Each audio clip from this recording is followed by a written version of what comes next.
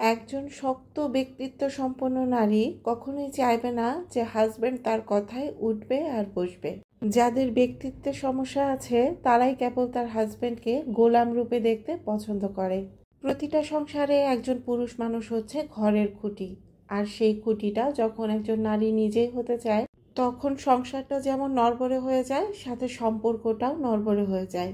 একটা কথা সবসময় মাথায় রাখবেন, হাজবেন্ডকে যদি গোলাম রূপে দেখতে চান তাহলে একটা সময় নিজেকে দাসী রূপেই দেখতে হবে। তাই নিজেকে রানী রূপে দেখতে হলে অবশ্যই হাজবেন্ডকে রাজার রূপে রাখতে হবে। আসসালামু আলাইকুম, welcome back to my channel my daily life and kitchen থেকে আমি শিশির নতুন একটা ব্লগ ভিডিওতে ওয়েলকাম করছি। আশা করছি সবাই ভালো আছেন, সুস্থ আছেন। আমরাও আলহামদুলিল্লাহ ভালো আছি। ঠান্ডা ঠান্ডা সকালে গরম গরম হোটেল স্টাইল নাস্তা বানাচ্ছি। ছোলার ডাল ভুনা করছি, সাথে ফুলকো ফুলকো বালিশ পরোটা বানাবো। বাংলাদেশি হোটেলের নাস্তা বলতে ছোলার ডাল ভুনা, সবজি আর পরোটা, এটা মনে হয় মোস্ট কমন। বাসার ভেতরে আমরা হোটেল স্টাইল নাস্তা বানাতেই পারি, কিন্তু আমরা যেটা পারি না, প্রত্যেকটা হোটেলের যে একটা অথেন্টিক টেস্ট, সেই টেস্টটা আনতে পারি না। আমার কাছে মনে হয় হোটেলের যে নাস্তাটা ওরা দেয়, পরোটার মধ্যে এক্সট্রা কেমন যেন একটা গ্রান থাকে, সেটা কিন্তু বাসার পরোটাতে পাই না, পরোটা যত ভালোই হোক। জান্নাত রাসেল টাইনি ওয়ার্ল্ডের আপু সেদিন বলছিলেন যে আপু যতভাবেই পরোটা বানাই কিছুতেই বালিশের মতো ফোলে না। আমি যেহেতু রিসেন্টলি খুব বেশি ঘুটানাটা করে পরোটা বানানো শিখেছি, তো আমি যতটুকু বুঝেছি, এই যে পরোটার ভাঁজগুলো দেওয়া হয়, ভাঁজগুলো দেওয়ার সময় যদি চেপে চেপে বাতাসগুলো বের করে দেওয়া হয় তাহলে কিন্তু পরোটা ফোলে। যখন ভেতরে বাতাস থেকে যায় তখন কিন্তু আর পরোটাটা ভালো মতো ফুলতে চায় না। পরোটা না ফোলার আরও দুইটা কারণ আছে, সেই দুইটাও বলছি। তার আগে বলছি, যারা ভিডিওটা দেখা শুরু করেছেন, যদি আমার ভিডিওটা ভালো লেগে যায় তাহলে প্লিজ একটা লাইক দিতে ভুলবেন না। আর আজকে যারা আমাকে প্রথম ভিজিট করছেন, চাইলে চ্যানেলটা সাবস্ক্রাইব করে দিতে পারেন। চার কোনা করে ভাঁজ করে নেবার পর পরোটাটা যখন অনেক বেশি প্রেস করে বেলা হয় তখন কিন্তু সেই পরোটাটা আর ফোলে না। আর আমি যেটা দেখেছি, পরোটা একটু হালকা হাতে বেলে নিলে সেই পরোটাটা খুব সুন্দর মতো ফোলে। আর পরোটার ডোটার ময়ান যখন দেওয়া হয় তখন যদি একটু সময় নিয়ে দেওয়া হয় তাহলে কিন্তু সত্যি পরোটাগুলো খুব সুন্দর সফট আর ফুলকো ফুলকো হয়।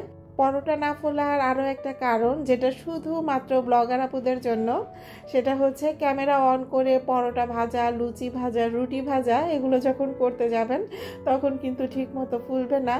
আর ক্যামেরাটা অফ করে দেখেন, রুটি, পরোটা, লুচি, দুনিয়াতে যা কিছু আছে ফোলার মতো, সেগুলো বালিশ কেন তার থেকে বেশি ফুলকো ফুলকো হবে। সত্যিকার অর্থে ক্যামেরা অন করে কাজ যখন করা হয় তখন কিন্তু ব্রেনটা দুই দিকে কাজ করে।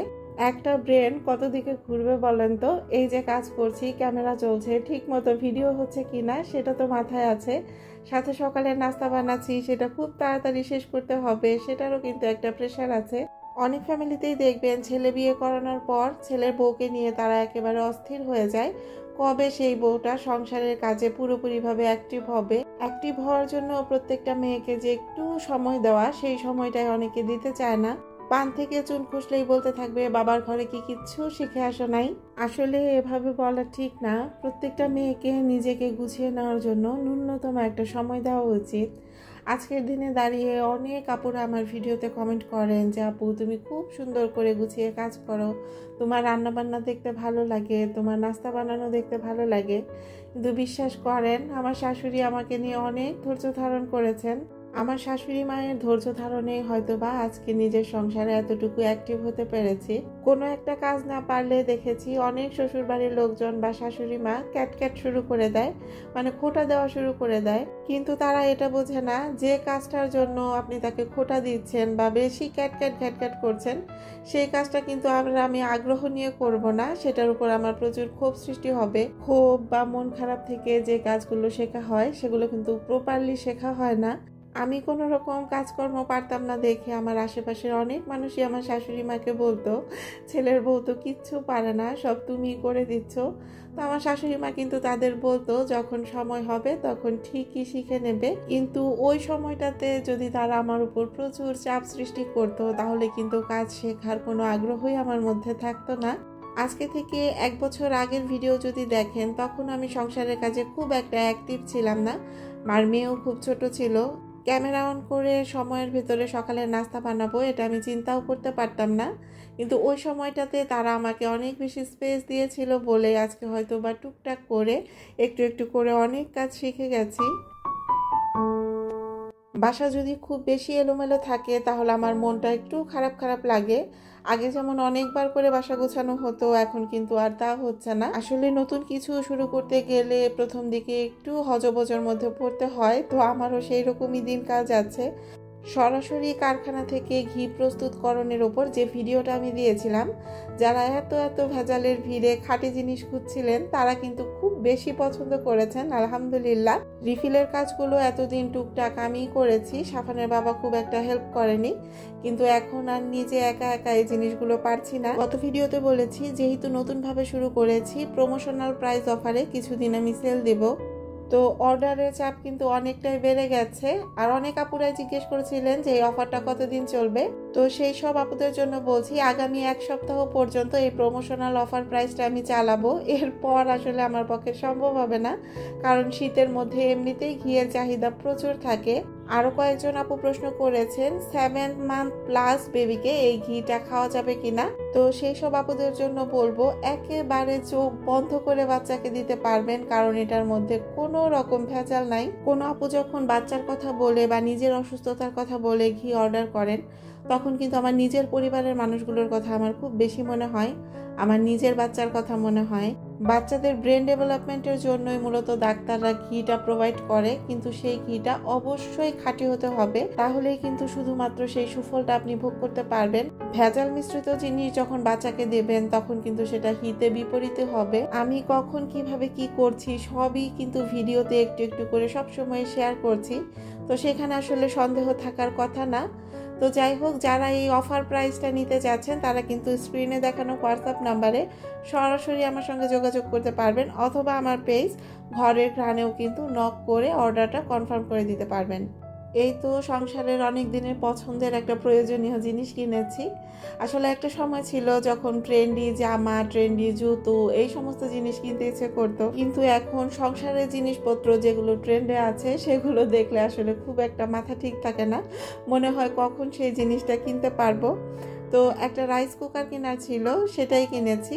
আমি ঘুটানাটা করে যেটা দেখলাম, বর্তমান বাজারে 2টা রাইস কুকার খুব বেশি ট্রেন্ডি। একটা হচ্ছে এই রাইস কুকারটা, আর অন্য একটা হচ্ছে রোবোটিক রাইস কুকার যেটা আছে সেটা। রোবোটিক রাইস কুকার বলতে pressure cooker plus rice cooker, মানে 3 মিনিট থেকে 4 মিনিটে ভাত রান্না হয়, এরকম একটা ট্রেন্ডি প্রেসার কুকার বা রাইস কুকার যেটাই বলেন সেটা এসেছে।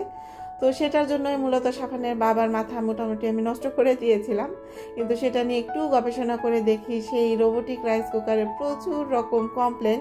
আসলে এত কমপ্লেনযুক্ত জিনিস টাকা ওয়েস্ট করে কেনার কোনো মানেই হয় না, তাই ওয়ালটনের পণ্য কিনে একেবারে ধন্য হয়ে গেছি। ওয়ালটনের এই রাইস কুকারটা কিন্তু এখন অনেক বেশি ট্রেন্ডি, আর এটার মধ্যে 2টা হাঁড়ি আছে।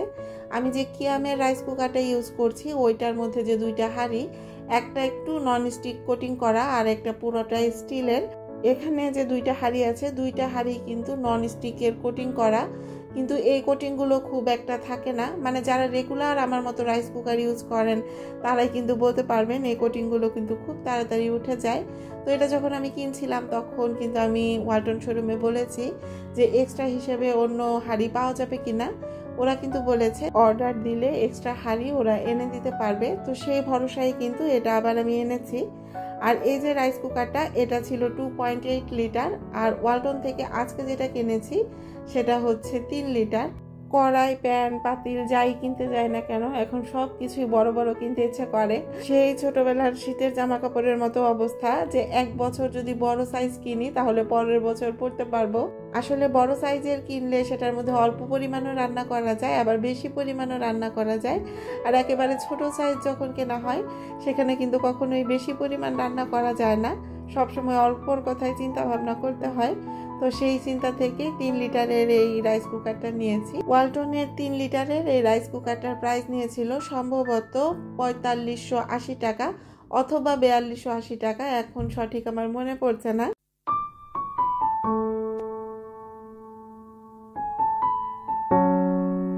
আমি আমি আমার অনেক ভিডিওতে বলেছি রান্না করা আসলে কখনোই সুখের জায়গা নয়।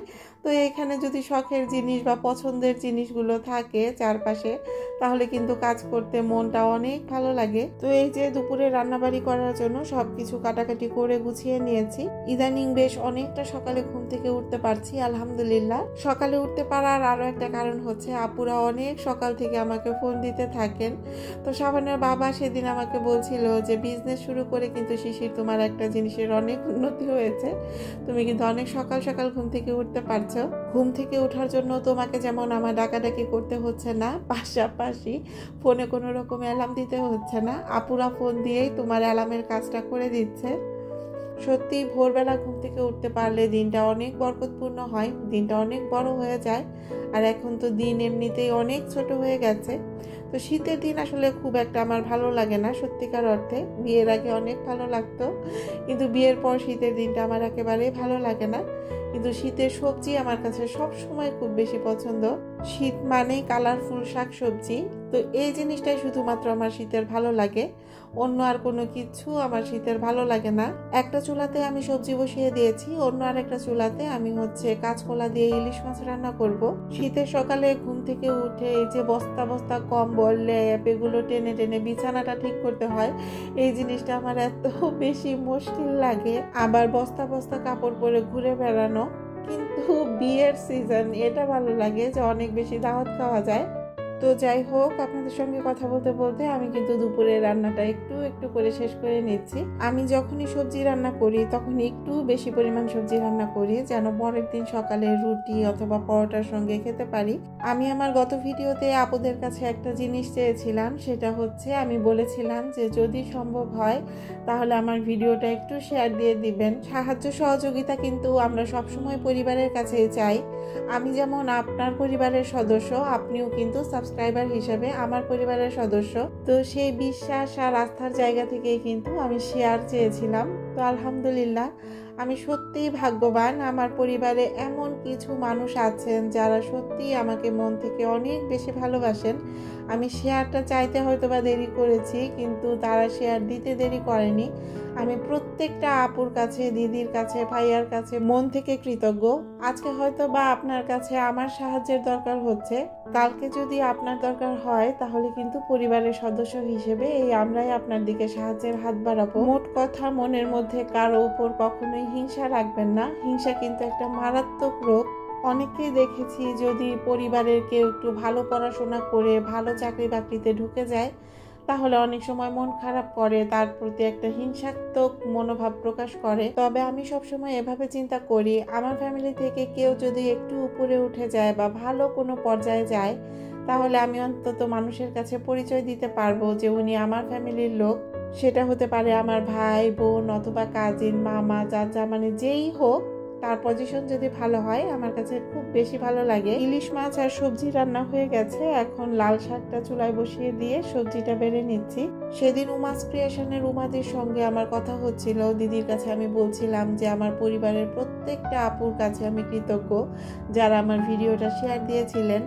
তো উমাদি আমাকে এত সুন্দর করে বলছিল যে আপু, তুমি এত দিন রাত পরিশ্রম করছো, সেখানে কিছু করতে না পারি, ভালোবাসা দিয়ে যদি একটু সঙ্গ দিতে পারি এটাই কম কিসের বলো। তো সেই জন্যই বললাম, আসলে উমাদির মতো এরকম অনেক আপুরা আছেন আমার চ্যানেলে যারা সত্যিই আমাকে মন থেকে খুব বেশি ভালোবাসেন। ব্লগার আপু থেকে শুরু করে চ্যানেলের যারা সাধারণ দর্শক আছেন, আমি প্রত্যেকটা আপুর কাছে সবসময় কৃতজ্ঞ থাকবো আমাকে এভাবে দূর থেকে অনেক অনেক বেশি ভালোবাসার জন্য, আমার প্রতি দোয়া রাখার জন্য। এখন আর বাসার ভেতরে খুব একটা কাপড় শুকানো যায় না, ছাদে দিতে হয়। আবার একটু দেরি করলে দেখাচ্ছে যে কুয়াশায় সেই কাপড়গুলো একটু ভেজা ভেজা হয়ে যায়। তো খুব দ্রুত ছাদে গিয়ে আবার নেমে এসেছি। সন্ধ্যার সময় যেহেতু ডেলিভারিগুলো যায়, তো অর্ধেক পার্সেল আমি গোছাতে পেরেছিলাম, আরও কিছু বাকি ছিল। সাফানের বাবার জন্য একটু ওয়েট করছিলাম। তো এখান থেকে বিদায় নিচ্ছি। আল্লাহ হাফেজ।